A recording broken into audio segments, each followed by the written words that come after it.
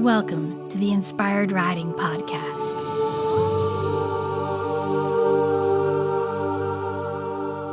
I'm your host, Beth Lauren Parrish. As a certified riding instructor, remote coach, and rapid transformational therapy practitioner, a powerful form of hypnotherapy, I'm here to remind you to slow down, trust your intuition, and really deeply listen to your horse. And this will make for the best co-creative dances possible, whether you're on the ground or connecting on their backs. Thank you so much for being here, and here we go. Hey, Inspired Riders, I am so excited. Today we have a special guest for you, and I'm going to let you hear him introduce himself and hear his story, and I really hope you guys are inspired to learn more all about this. So Damion, take it away. Thank you for being here. Thank you for having me. I'm Damion Poitier. I've actually my first lesson with Sammi was with you. That's right. A virtual lesson. That was amazing. Yep. We had our first virtual lesson with you. And I'm here to talk about my heart horse, Sammi Valentine, as we call him, but he came to us as Sampson. Actually, his original name was Black Mist American Banjo.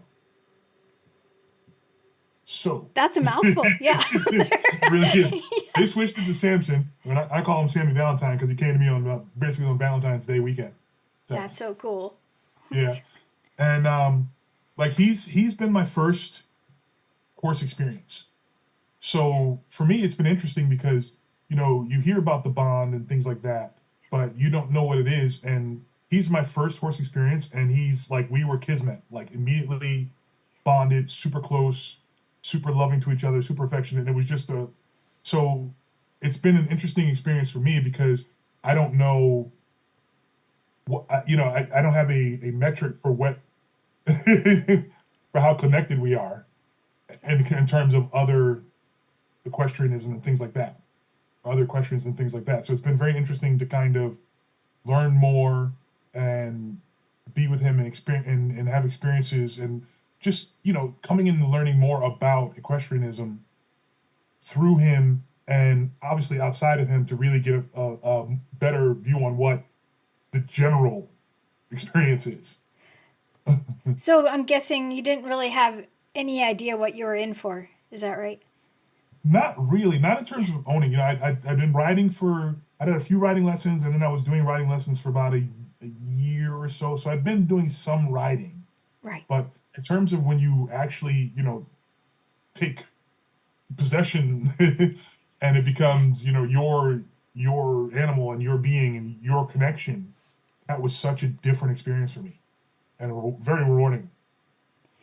Is there something you wish you had known beforehand? A lot, actually. It's interesting because I've even said this. I think about this. If I knew more about being an equestrian, when he started, showing signs that there was something wrong, would I have been able to pick it up faster and maybe have headed off some of the trouble that we ended up having? It's like, would I, because obviously being prey animals, as soon as I said, hey, he's doing something weird, and I try to call attention to it, he would try to hide it. So people weren't really seeing what I was feeling. But before, and I guess I didn't really introduce the whole situation. I guess I should go back and... Right, yeah. I was just about to say we can explain what was going on. But before we do that, I just want to commend you that you were really following your heart and your intuition that something was up, but you probably just weren't able to verbalize it, right? Is that what I didn't quite know what I was sensing. Right. I just knew that something was not right. And I felt it over time getting worse. Right. And he was less willing to do things and just more, and I was just like, there's something off. But I didn't know, like I said, I didn't know enough to know what. Right. Or to see the signs of what was going. Right. So to back up, I'm Damion Poitier. My horse is Sammi Valentine. He's a 13-year-old Percheron, and he has PSSM1 and DSLD. And when I first got Sammi, I was on a long-term contract, which is the only reason I even thought, let's get a horse. Sure. Because I know that, that it's a big financial responsibility, and it's not something you should be taking lightly. So I was on a long-term contract, but the contract itself actually ended prematurely. And so for a while, we were still able to make things work, even though, being in entertainment, things have been a little rough these last few years. Yes. It's been an interesting time in entertainment. So we've been able to make things work. But then I'm not sure which spiked first, but his PSSM started acting up, and then he actually colicked. Right. And he had I think he was having a respiratory issue, and we gave him some antibiotics, and I think he had a reaction to antibiotics, and then he colicked, and he went down, and then we had to take him to the hospital, and they said, oh gosh, and then that's when his fetlocks dropped. They didn't actually drop until he colicked, which was weird.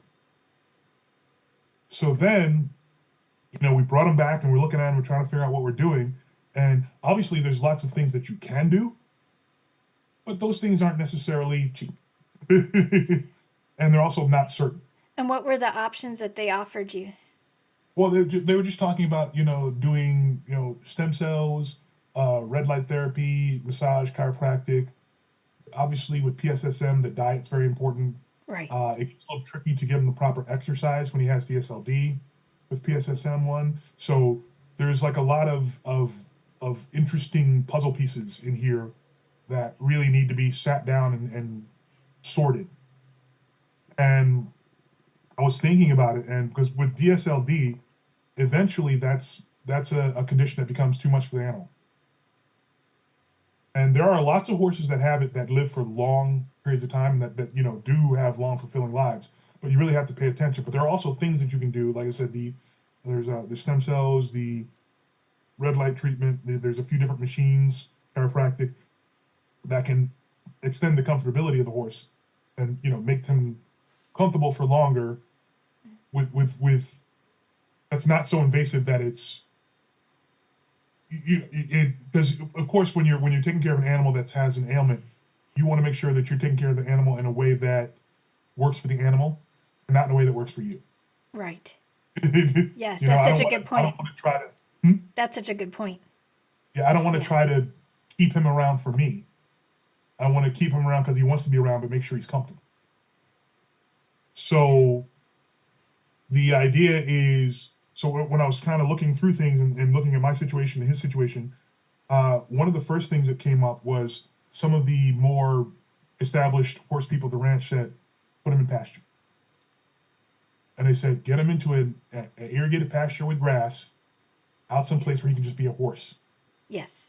Just let him get out there and just be a horse. And I was like, okay. So we've done that.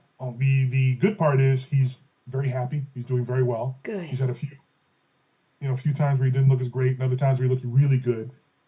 But he's 2 hours away. And that means I only get to see him about once a week. That's hard. Yeah. That's horrific. And like when I go to leave now, he steps in front of me. Oh. Yeah, he's like, I don't want you to go. And like I'll just go and I take a chair and I sit in his pasture. And I just sit there. And he comes over and he messes with me, and then he wanders off and he grazes and he comes back and he just wants me close. It looks like the favorite thing of his is licking your head. Oh yeah.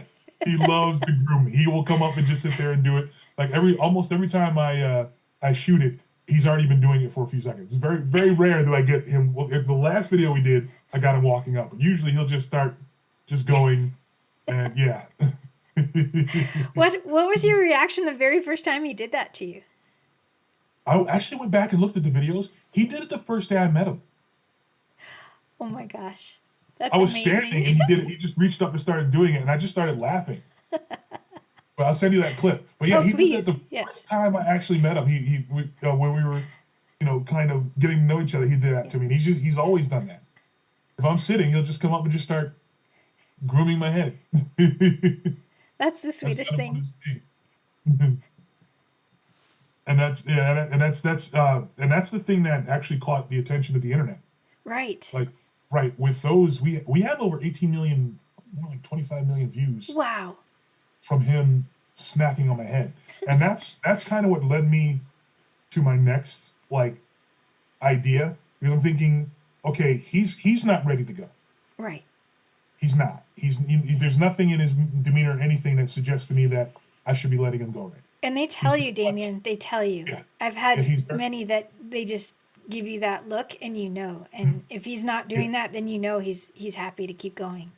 yeah. And I've had a Yeah. couple of dogs that have, that I had let go. So I have Yeah. some clue. I know it's different with horses, obviously, but he's not ready to go. And it's like, okay, so my job then is to do my best for him and to make him more comfortable. Yes. Because, and I know I'm all over the place, and I appreciate the journey.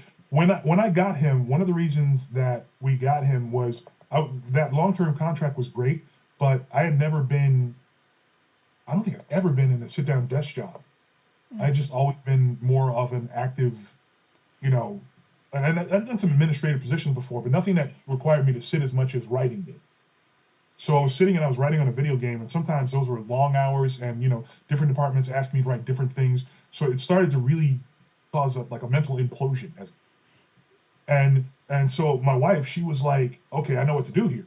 She spent 7 months online, like up to 3 hours a day, looking for the perfect horse. I know she sent me a bunch of Yeah, possibilities along the way. you saw a lot of the different options and a lot of the different tests and things like that, and heard some of the crazy stories Yes. that led up to Sammy. And so when I got him, it was I have to be out of the house for an hour in a natural circumstance with a being who, and this was incredibly helpful, picks up on your mood. Mm-hmm. So if you're all over the place when you go into that stall, then you have 2,500 pounds of all over the place with you. And that's no good. Yeah. Yeah. They're instant biofeedback. Yeah, it's Yes. 100%. So it really, really enabled me to learn a new type of mindfulness, Yes. because I had to get myself in a position where Sammy would not be picking up on my mood and thinking, oh, great, there's a predator out there. We need to get moving. I needed to come into a place of find your center, find your calm space, and go in and have your time with him. And that actually translated, and I've been able to extend that to other situations and other circumstances. It was incredibly helpful to me to develop the mindfulness that I did, and obviously, she knew that would happen. Right. But it was so. I am all over the place today. That's okay. That's the way things go with horses, because we have so many ideas coming, and that's why I call it inspired riding, because we get downloads as we move along. Right. I'm curious about the mindfulness. Like, was it in stages, or did you just realize it immediately you needed to shift? Can you tell more about that? Well, it was developing the ability to do it was in stages. The realization it needed to happen was instant. Okay. Because we had a couple times where I was with him and he was very rambunctious. I was like, "What's going on?" I was like, "Oh, it's me." Yes. I'm coming in here head full of fire, and he's saying, "Okay, well, there's something going on." So I'm on alert. That's so good that you noticed it was you right away, though. Yeah, and I was like, "Oh yeah." Obviously, occasionally there were things going on at the ranch where he would be, but also even in those cases, if I was calm, he would calm down. Beautiful. We have been incredibly linked since we met each other. Like if it was a lot of stuff going on and he was like, whoa, whoa, whoa, I'd come in and I could calm him down. The farriers don't want to work with him without me. The medical, there's a couple times he had to have medical things done without me, and it did not go as easy. Oh, wow. Yeah. Yeah, I am, for whatever reason, and I'm so thankful for it, I am his safe space. You know what I mean? Like I am a comfort and a source of calm for him. You're his heart human. Yeah. Yep. Yep. So it's pretty, but that's an incredible feeling and also an incredible responsibility. Yep. And it's especially now with what's going on, I feel a duty to learn as much as possible about equestrianism so that I can be a better custodian for him. Because as we said before, would I have been able to see this sooner had I known more about being an equestrian? And that's kind of what led to a very roundabout way of getting to what's going on now. So with everything going on, I looked at it and I said, okay, so I have this incredible being who is, my other half, as I call him. Mm-hmm. And he's gone viral a bunch of times. Every time that we go viral, I notice that there's like an immense amount of comments and questions about equestrianism in the in the text. Like Right. a lot of people have very, very little knowledge of horses. Right. And it's funny because, obviously 3 years ago before I got him, I was one of them. Yeah. But when you own a horse, there's a crash course that kind of gets you in there you get in gear real fast if you're intending to follow up and keep doing it. So things that are like rote for me now were like completely unknown to me just 3 years ago. And now it's very interesting. Like I'm very, very comfortable around horses. Now like I can see them, I can tell their moods much better. Obviously if a horse looks, I can look at them and say, okay, this is a horse I can say hi to, or I shouldn't say hi to. Obviously I don't touch other people's horses without permission, but Right. in terms of like I have just spending pretty much every day with him for years and being around other horses every day has taught me so much about horses. I am all over the place today. It's all good. It's all good. So anyway, so with all that going on and the comments and things like that, I said the best way for me to kind of fix a lot of these issues that we're having, for Sammi, for myself, for what's going on, is to document what's going on.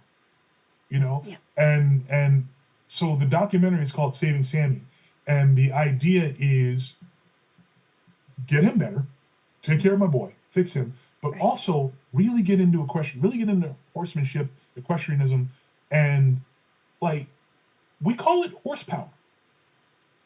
Mm. The measure of mechanical energy is horsepower in our civilization.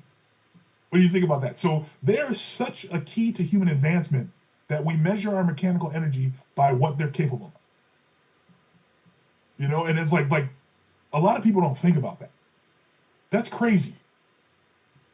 And it went from horses were ubiquitous to the foundation. Like even I would say up to the 1920s and 30s is when they really started falling to the wayside, I'd imagine. Yeah, when the cars started showing up. Yeah, when cars started really showing up is when horses Yeah. started kind of falling to the wayside. But previous to that, they were our everything. Yes. Yeah, everything. Yeah, they were just like if you had any kind of circumstance, they were absolutely essential. If you did any kind of travel, if you did any kind of farm work, if you did any kind of logging, if you like so many different aspects of our civilization and of our society are based off of what horses were able to help us do. Pony Express. Yep. Yep.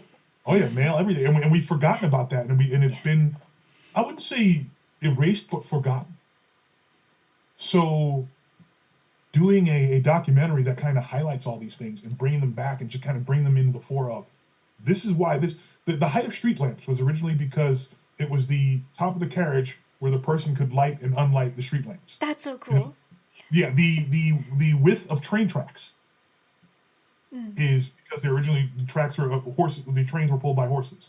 The carriages and cars came from carriages, which came from horses.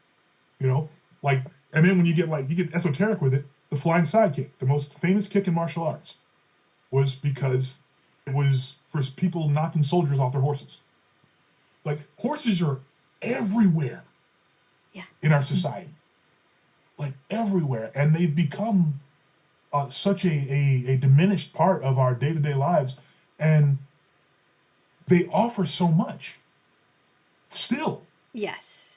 I developed a complete new way of kind of keeping myself together due to my relationship with Sammi. Like a whole new way of mindfulness. I've learned more about, like you said, biofeedback, interactions, like his being around him and seeing how he moves has helped me deal better with other animals. I've become much better with just understanding, like just physicality and movement and language, unspoken language. Beautiful. So yeah, it's all over the place because there's so much. It's hard to contain, and you really have to do notes and do a through line to really like keep things together, which I will be doing in the documentary, obviously, but yeah. Totally. So, what have you been looking to learn lately to help you with your education? Right now, I'm just doing like most of the research is on just keeping him comfortable, just natural things that will help him. You know, uh, language, getting the language, because especially with him being, in ailing, I want to make sure that I'm catching up to what's going on with him. Like if I see him, I want to be able to see him and know, okay, he's having a good day, he's having a not great day, things like that. Just being keyed into the signs more, of where he is. Right now, I'm really trying to get the campaign going, so a lot of my time and energy is trying to just get the word out there. Right. So thank you so much for this. Of course. But it's got like the responses are excellent, and the whole idea of crowdfunding a documentary. I'm not certain that it's being. I'm still working on getting my messaging straight. Okay. That's because yes, it's about saving Sammi, but it's also about the ask is help me save my horse. Right. That's the ask. The offer, because I always try to, when I reach outside my circle, I always try to think, okay, what am I offering with this ask? Because that's a big ask. So what's the offer? And the offer is learning more and sharing equestrianism with more people. Because I have this platform where people are asking me questions.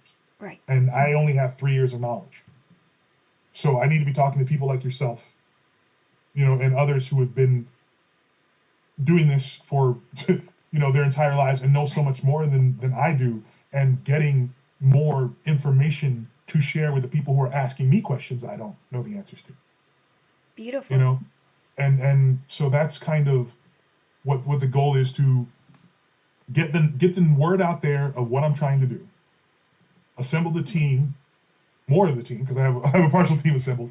Assemble the team together to help get the word out there and tell people what's going on, and then just push forward. Because just on the things we were talking about, those are like there's seasons and seasons and seasons of work if we're getting into equestrianism and how horses have affected humanity.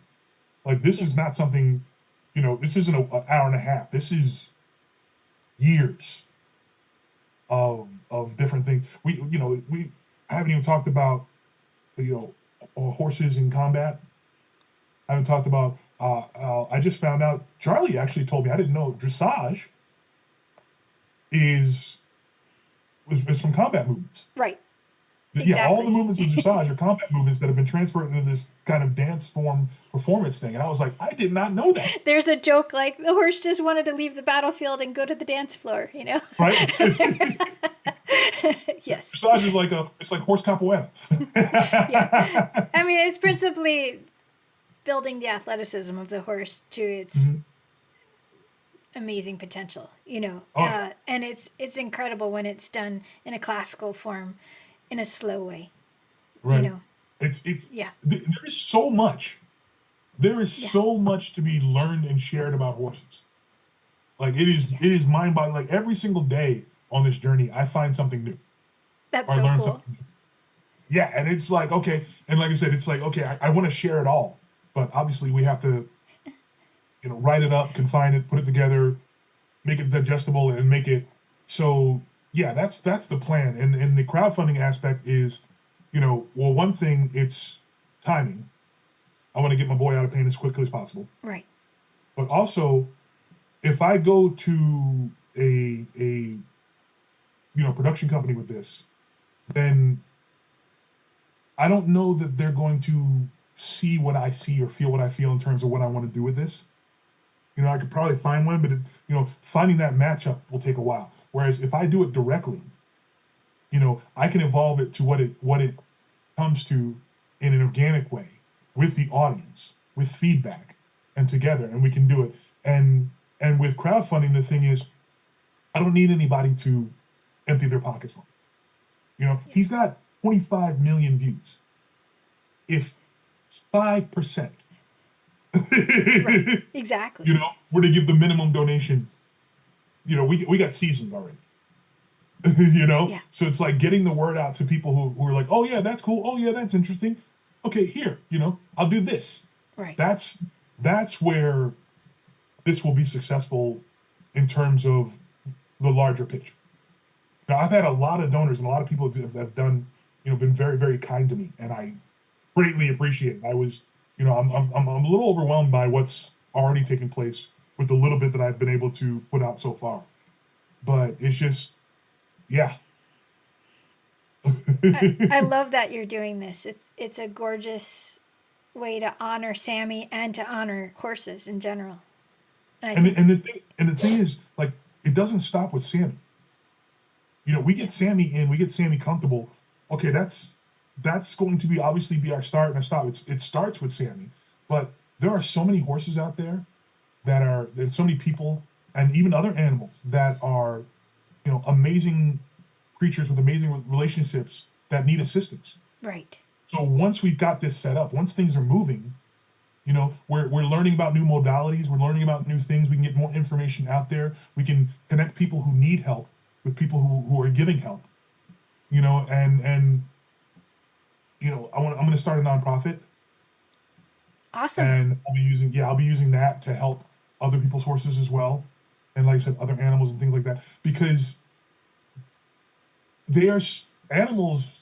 Generally, animals are so, like, just helpful, and so, like, domesticated animals are so incredibly beneficial to people, so we're situations for a lot of people are not as good as we'd like right now.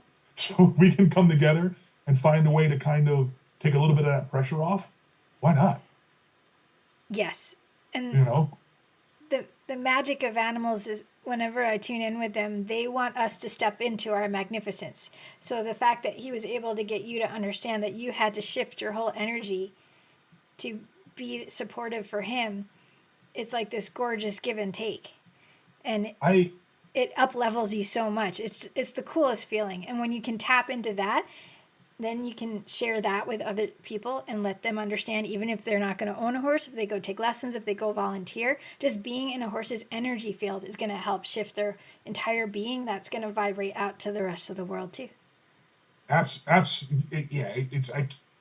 it's difficult to communicate that until you've actually experienced it or had time with them. But they shift you, like you said, they up level you so good. They really put you into a place of where you can be. Like, they Yes. really help you to unlock your potential and kind of, find your space, you find your center, and they're so giving. Yes. They give so much, and there's it's just, you can see it especially when you find the right horse. When you see someone with a horse that's right for them, it's just amazing. And then you see horses that are just, there's some horses that are just good with everybody, and that's amazing. There's just a horse that just helps everybody out, and it's just, I had no idea. I always wanted to be an equestrian. Mm-hmm. It was always something I always wanted. Like the whole, I came up with genre, sci-fi, fantasy, and all that. So there's always the knight and the steed and all those other aspects of things, and you always, kind of have the idea. And then, but to actually be with Sammi, to actually experience that bond and see how much, it changes and grows you and pushes you into being a better version of yourself, because you have to be able to be the person you need to be for the connection you have. Exactly. So, yeah. I'm so happy that you have found that with him. And you guys are blessed to have each other. Oh, Yeah. he's one of the most incredible blessings I've ever encountered. And honoring him the way he has changed and challenged me has become a insanely intense passion for me. I feel it. Yeah. And that's so important. And the world needs more of that. Oh yeah, Yes. yeah, and it's like he's, it's hard to describe it, unless you experience it. And I talk to people and they say they're scared of horses and things like that, and I'm like, you haven't had the right encounter with them and things like it's just I don't know. There's like I said, there's so much. There is so much to unpack when you get into humans and horses, and how they affect us and how we affect them and things, and how the bond has evolved and what that's done to how our society has evolved and all that. The amount of things to research, to learn, to uncover, to discover. It just yeah. I love that you're doing this, and I already have like 3 or 4 resources I'm going to send you after that I really think is going to be valuable to this project. So Awesome, thank you. I mean, yes, everything I have to go through my DMs because a lot of people have offered me a lot of different resources, like, oh, do this, and I'm like, whoa. So what yeah, I'm putting the email up, and I'm gonna have people start emailing, that's good. stuff. But I'm gonna have to Yeah, go through with a fine tooth comb all my DMs and just yeah, look at all the different things people have all the different resources people have offered me and kind of figure out, okay, what's going to work for me. Obviously coordinating with the veterinarian. right. There are some more naturalistic modalities. There's a there's a group that hit me up about aromatherapy and things like that, and just different Hmm. oils and things like. And I'm like, okay, that's interesting. I Right. want to investigate that and things like that. And Yeah. just there's so much, just so much. Yeah, there's a lot. But yeah, I don't want to overwhelm you more now, but I'll give you the list of the things I've experienced and I've seen the results. So I'm Right. really eager to share that with you and see where it takes you from there. So, Awesome. But yeah, so I mean, if yeah, like I said, we've been so to just brass tack it from start to finish. But about yeah. so yeah, so 3 years ago, Sammy came in my life. As a result of a long and a quest. I can only call it a quest Yes. by my wife to find the perfect companion for me because I was in a less than I was falling apart mentally. I was having an issue with the contract I was in that was very challenging. And at first it was challenging and rewarding, and then it got more challenging and rewarding. So I needed something outside of that to kind of help me keep my head together. Being a lifelong equestrian, she knew the effect that horses had on me. Right. And so she found me Sammy. It was kismet. I mean, if you saw when we looked at each other, we both looked at each other like, oh, it's you. Like it was instantly when we saw each other, it was, oh, it's you. And we just kind of came together. I have a good amount of video footage from that day of us just kind of like really linking up. We hung out. We went on a trail ride. You gave us a lesson, which was awesome. And You guys and looked the simpatico right away. I was oh so yeah, impressed. I was like, this is great. So, yeah. yeah. We really just synced up good. And his former owner was ecstatic Yeah. because he was not for sale. She was looking for the right companion for him. She was looking for the right person for him, I love that. and she wasn't going to let him go until she found the right person. And Nice. like even after all that time of searching, when Jen actually talked to the caretaker, it was a 2-hour conversation. She had to send video of me with horses. Like it was a process before they were even willing to have me come meet him because they know how special he is. So then I Yeah. went and I met him, and like it's simpatico immediately, like you said, you know better than me. You know far better than I do when someone links up with a horse. And then a few days later, he came to the ranch, which 4 minutes from the house, which is insanely awesome. Right. And I went and saw him every day that I was in town. I would hang out, we would do something. I learned so much about mindfulness and like a few times I would walk in there and he would back up from me because I was so all over the place mentally. Oh, wow. Yep. And he'd look at me like, nope, get yourself right before you come in my stall. And then I would have to kind of, okay, calm down, get it together. And then I would go in and, he was always loving. He was always there for me. He did like, uh, one of the other trainers, Hope, she said, that horse takes care of you. And he always, whenever I was riding him, he always took amazing care of me. Like he was, because obviously when you're new, a lot of things you don't know. And a horse can take advantage of it, or a horse can, help you out. And sometimes he took advantage of it, but for the most part, he would help me out and keep me together. And over the time, we just like our bond, which was already instantaneous, just grew even stronger. So when the contract ended, things got a little awkward, but I was like, okay, we're still making it work. I was still able to make it work and things like that. And then, like I said, about a month before he got sick, I started feeling something off. I was like, he's not right. And obviously everybody's been going through a lot right now, life-wise. So there was so much going on that he wasn't off enough to go, wait, stop. It was just something I was noticing. So I mentioned it a few times, even up until like the day before he went down. We had several people look at him, and they were like, no, he's just kind of, lagging. They didn't see anything going on. But I'm like, something wrong. And then the next day he went down and he colicked, and he was on antibiotics because of a sinus infection. So I'm wondering if he had a reaction to the antibiotics. It's possible. And then he went to the hospital and he got blood tested, and they discovered the PSSM1 and the DSLD. And then we brought him home, and we were looking through all the different treatment options. And with my situation and everything that was going on, one of the best options that was offered to me was putting him in pasture, just letting him be a horse, go out and be naturalized. Because, as it was explained to me, horses work mechanically, and they need to be able to walk. Yes. And they need to walk and drink and graze. And so if there's something that can be fixed, through traditional or through naturalistic means, just having him in a space where he can walk and graze and drink at will do that. And certainly for his mood, it's been great. But that's not going to give us as much time with him as I'd like. And he has made it clear to me that he's not ready to go. So the next step is what can I do to help him? And, so I make an ask, and then what's my offer?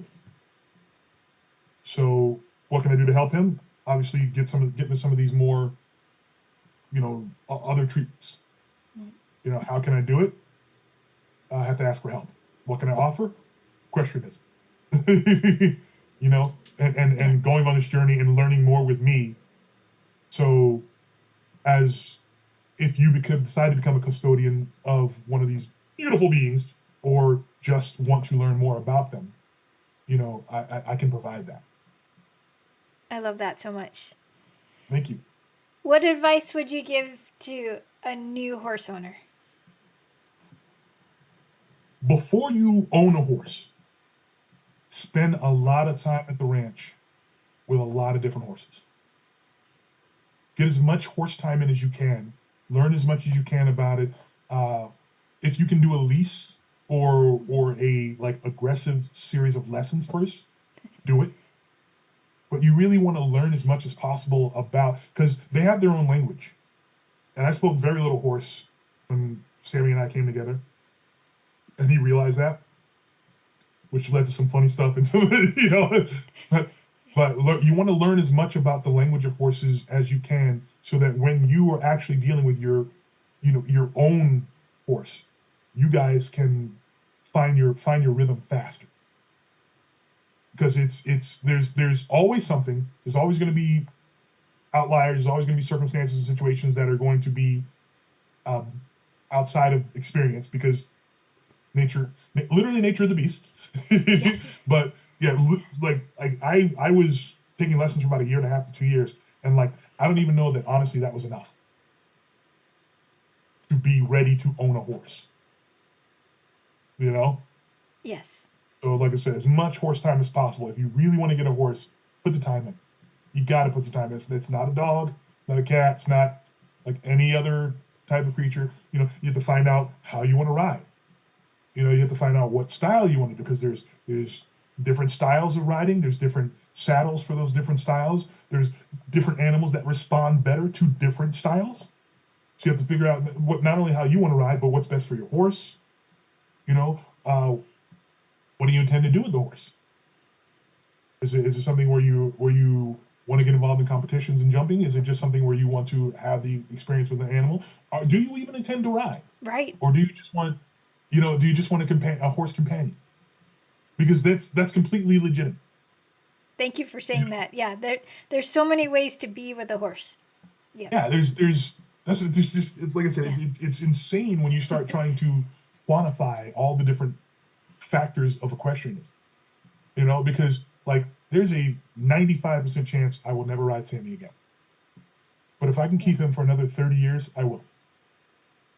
Yeah. Because that's my boy. He's family. He is, and he's such a huge presence and such a huge part of your life. Yeah. And that's one of the reasons why I say spend as much time as possible beforehand, because once you get in, you're in.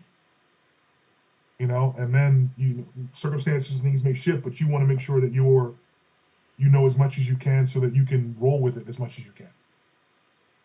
And make it work. I've had the misfortune of watching a few horses go down. Yeah. And I know it's something that anybody who's an equestrian is going to experience at some point. And I know that's incredibly hard. I've had the unfortunate experience of watching someone who had to let the horse go, had to sell the horse, or just rehome the horse because their circumstances shifted in a way that they could no longer take care of him, and they realized that and said, okay, well, I'm going to do what's best. And those are incredibly hard aspects of this lifestyle. And it's something you want to hold off, be as prepared as possible for, and just do what you can to ease as much as possible.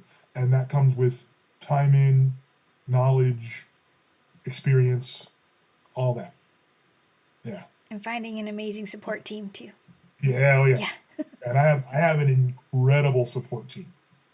Yeah. You're part of that, of course. Thank you. But Yeah. it's just being able to talk to someone. And then the other fun thing I like is having a support team that are from different disciplines and from different methodologies. Because then you can take it all in and apply it to, it's like martial arts. You take in a bunch of different things from different areas, and then you find out what applies to your situation best, and you utilize that. I like to call it being the ultimate sponge. You take in what you like and you trickle out what you don't.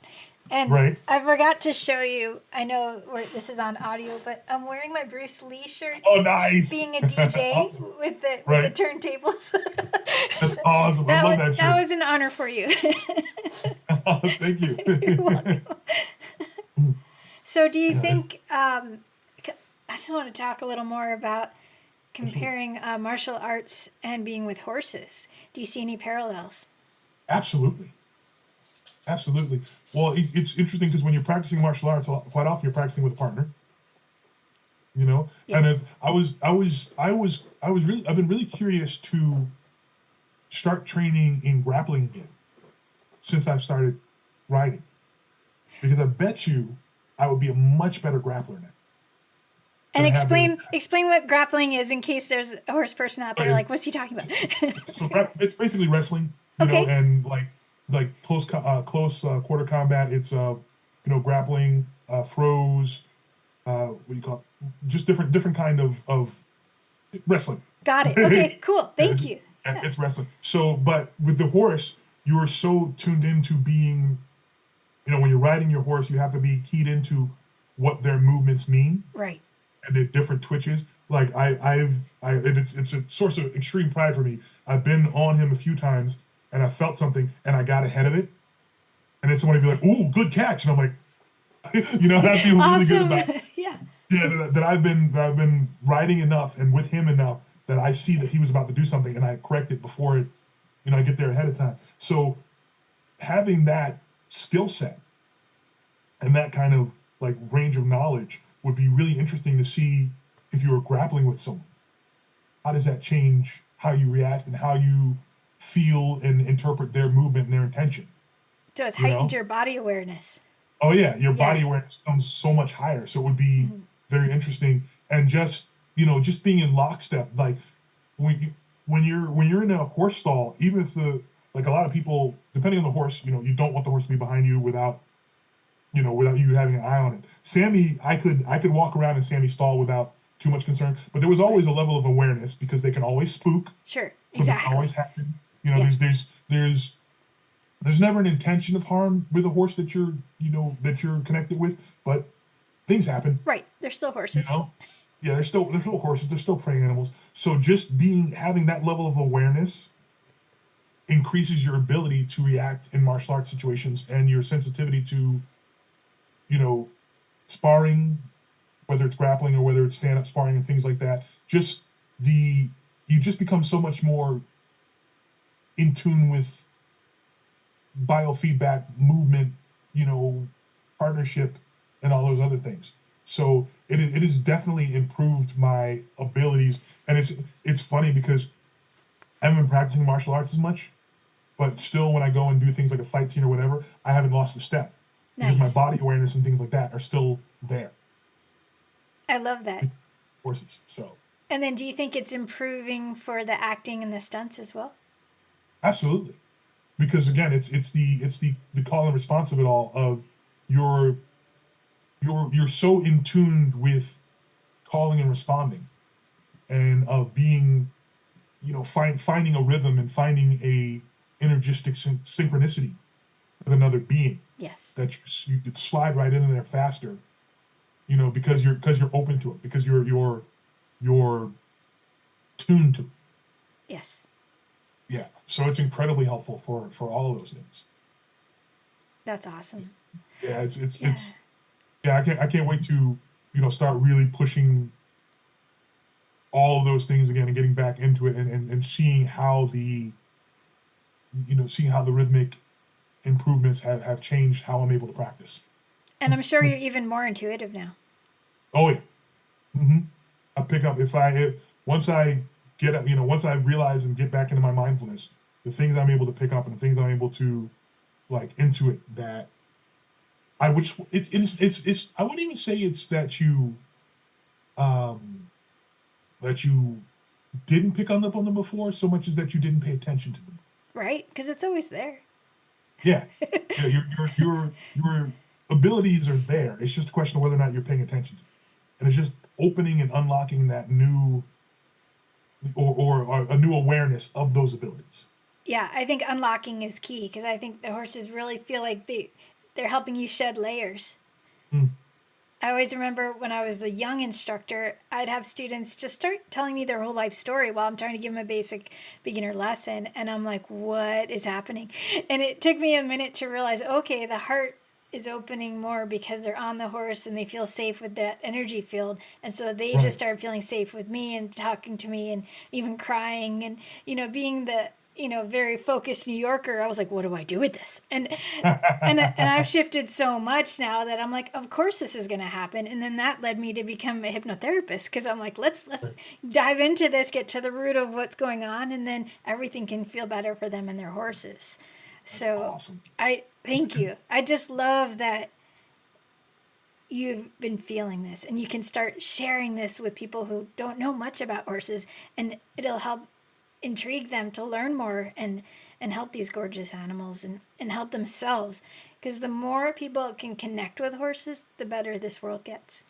Oh yeah, and it's Yeah. like the therapeutic aspect. That's another thing I want to talk about in the Yeah. documentary. They Yeah. are incredibly therapeutic. Like I talked about how it taught me mindfulness, but like you said, the opening of your heart, the just being able to kind of the bioelectric field and the kind of safety you feel in that. Yep. The when you're on a horse and you have trust, it's just a ridiculously incredible feeling. There's You nothing know, like it. Yeah. there's nothing like it. Being on a horse that trusts you, that you trust, and like and I know you've experienced this quite a bit, but when he checks in with me, when there's something going on and he checks in with me before he reacts, that is the most incredible feeling of all time. And what does he do when he checks in with you? He'll just kind of he just kind of stops and he kind of like he doesn't he I don't there's a stillness Mm, that I feel in him, and it's a question, beautiful. and he's like, "Do I need to lose my mess? Don't lose it here?" And I'm like, "No, we're good." He's like, "I really feel it." And I'm like, "No, we're good." And he's like, "You sure?" And I'm like, "Yeah." He's like, "Okay." But he'll ask, "Should I do this?" Should I, and it's when you're tuned in and things like that, you feel the ask, Yes. and then you go, "Okay, let's get out of here," or you say, "No, we're good." Right. You know?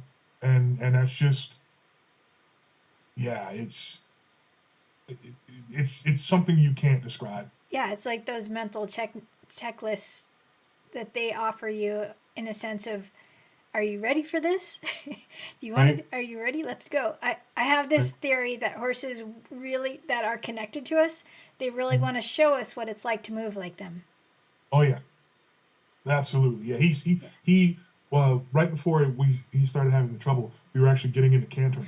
I remember seeing those little videos. I was like, woohoo! We got Yeah. that was the worst one. We got so much better right before he went down, and we was like I was really actually able to like the canter comfortably on him, and like I was flowing with him, and we were going and like to the point where they were like, okay, Jen and Allie were like, okay, not too much, because he likes to run. Right. So he forgets he can run, and then he starts running. He's like, "Oh, this is fun!" And he gets a little overexcited. So we were having a really good time with that. And even some of the treatments, I can make it so that he can run.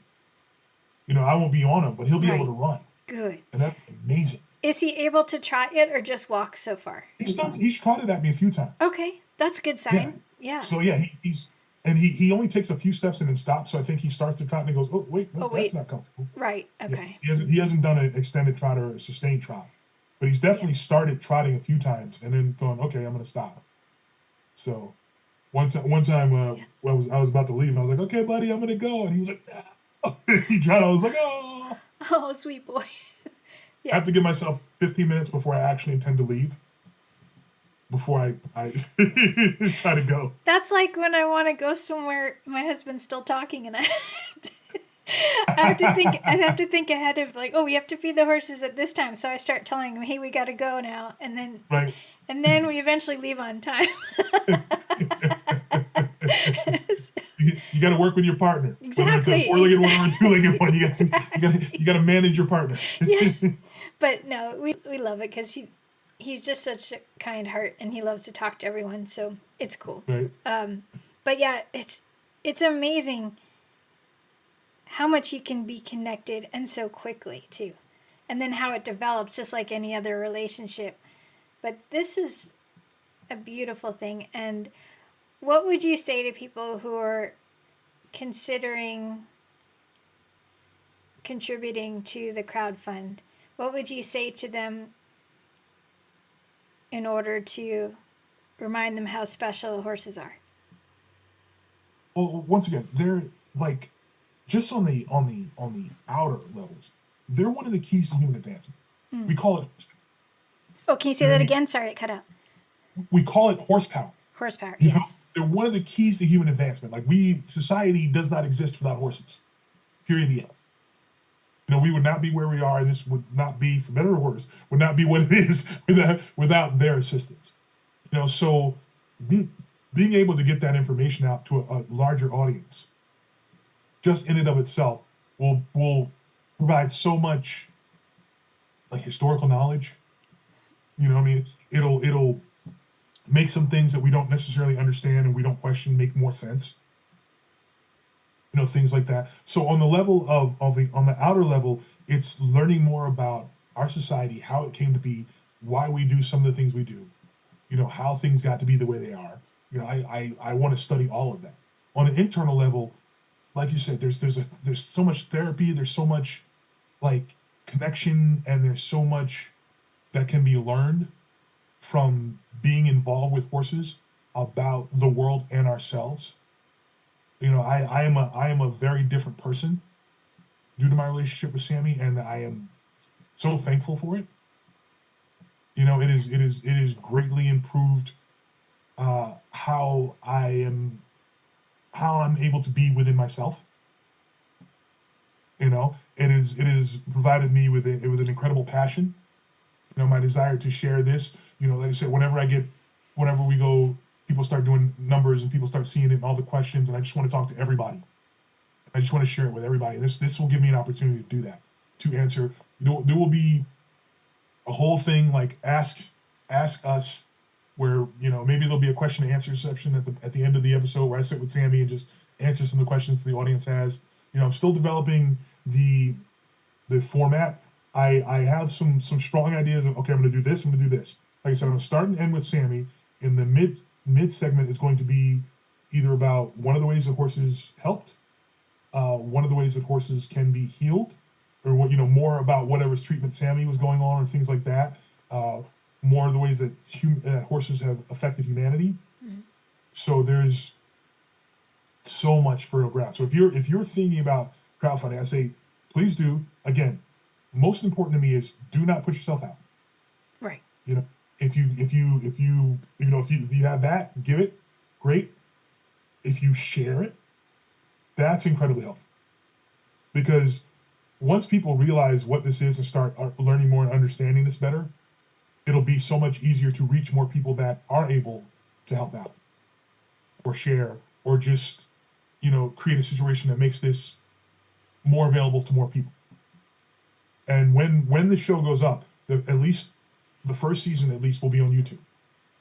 Excellent. So I'm going to do a YouTube channel because I want everybody to be able to see this. This is for the people. It's not, I don't want it to be behind a paywall or anything like that. I want people to be able to, at will come and see and learn about what it is all this is. I love that so much. That's awesome, Damion. Thank you. So if we were to give you a billboard, what would you have it say for the whole horse world to see? Ooh. My kind of thing is, my thing about this is, saving Sammi is, saving the horse that saved me. And sharing equestrianism with the world. Because the world was built on it. Yeah. And we've forgotten it. So I'd have to give more thought to it. I'm sure there's some in some of my long list of writings. There's a billboard thing, but it's horses. Again, it's really about horses are a key to human advancement, and that's not just on a societal level. It's also on a spiritual health. You know what I mean? It's like There's so many different levels on which the horses are a key to advancing. And so I guess it would be join me as we learn more about this pivotal key to human advancement. I love it. Yeah. There it is. We got it. Yeah. I was going to say something to the effect of honor our horse connection. Yes. Yep. I like that. From what I heard from you. So that was my interpretation too, but I love it. Sweet. I just want to say thank you so much for your time and sharing your story. And anyone listening, please do check the show notes. Make sure you check out the crowdfunding, and you can always reach out with questions. But I do hope you're inspired to help Damion and save Sammi. It'd be awesome. Thank you. Thank you so much. You're welcome, Damion. And you taking the time and doing this with me. I can't tell you how much I appreciate it. Oh, it's my pleasure. So everyone listening, remember to lead with kindness for yourself and for your horse. And may the horse be with you always.